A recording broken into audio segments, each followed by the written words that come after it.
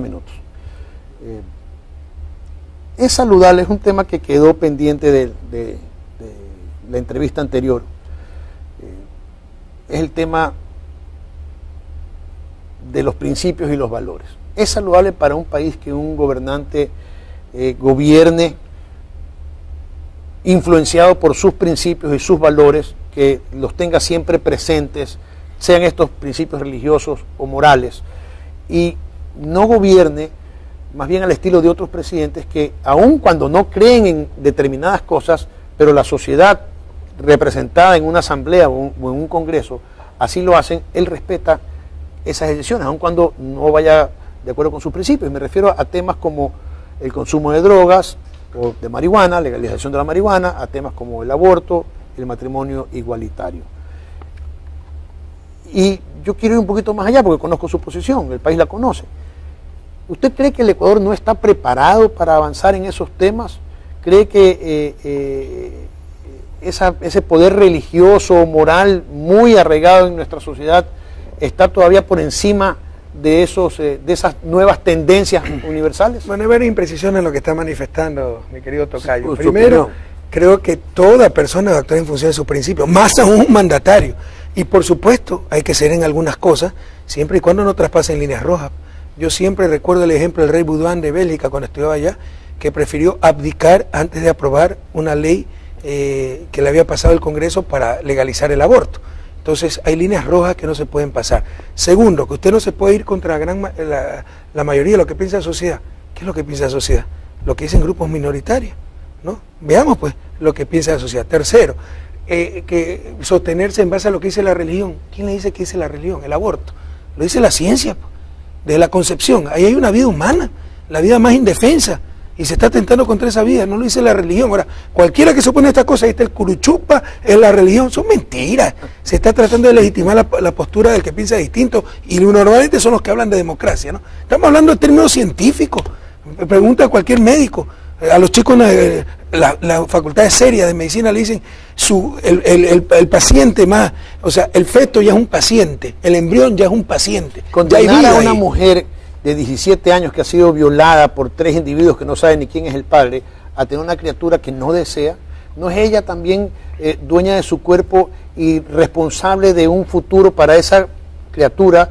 Y cuando también puede ser que se le destruya su propia vida. Más imprecisiones, ¿no? Dueña de su cuerpo. Ese ya no es su cuerpo, pues, otro cuerpo, otra vida. Dentro de su sí, cuerpo. Lastimosamente la naturaleza es así. Los hombres no podemos tirar en el estómago y por eso nos dicen que somos injustos.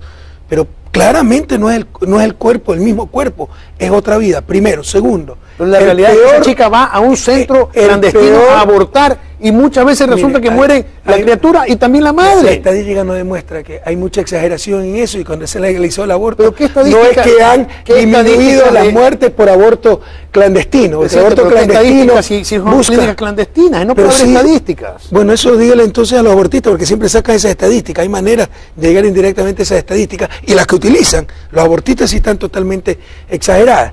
Pero normalmente el aborto clandestino no es la niña de 17 años, etcétera, es el adulterio, la vergüenza, y eso continúa incluso cuando se legaliza el aborto. Pero además, claramente, o sea, desde nuestro punto de vista, principios, que creo que lo comparto con la inmensa mayoría del pueblo ecuatoriano, el peor de los traumas no justifica lo que es para mí el peor de los crímenes.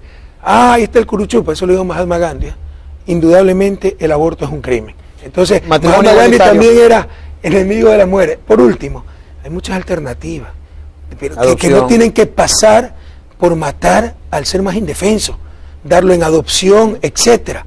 Pero se quiere ir, le insisto, el peor de los traumas, se quiere cortar por lo más débil, el feto, ¿no? El peor de los traumas no justifica el peor de los crímenes, Rafael. Hay otras soluciones para eso. Matrimonio igualitario. Está poniendo el caso extremo entre los extremos. Sí, por supuesto. No quiero es el caso normal.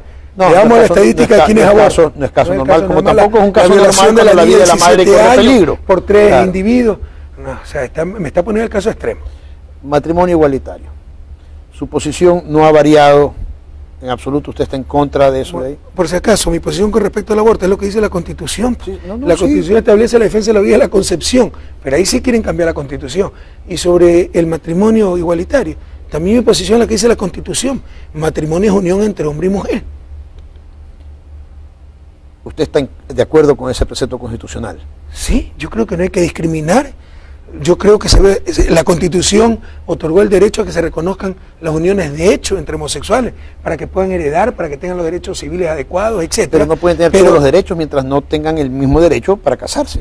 Bueno, entonces también quiero tener el derecho a la lactancia, pues. La naturaleza no me dio seno, pero quiero tener derecho a la lactancia. Si el matrimonio es de unión entre hombre y mujer, ¿qué le voy a hacer, pues? ¿Me explico? Quieren cambiar la definición de matrimonio. Yo no, por todo eso, ¿verdad? Me están metiendo en problemas porque ahora bombardeo en Twitter, soy el homofóbico, soy el cavernícola. Te aseguro que a mí me van a aumentar mis seguidores en Twitter ahora. Pero hay cosas que tratan de forzar la naturaleza ya. Además, que son peleas y tal vez una sobrereacción a la exclusión que han tenido, a la discriminación. Pero créame, en la práctica, muy poco productivas. Porque todos los derechos que tienen con la unión de hecho, los tendrían, o sea, no le añade nada el matrimonio, es tan solo el simbolismo de casarse. Ok, pero ese símbolo es un derecho, presidente, para ellos. ¿De quién? O sea, pues si la Constitución dice que es la unión entre hombres y mujeres. Le insisto, yo quiero entonces el derecho a lactancia. Ok.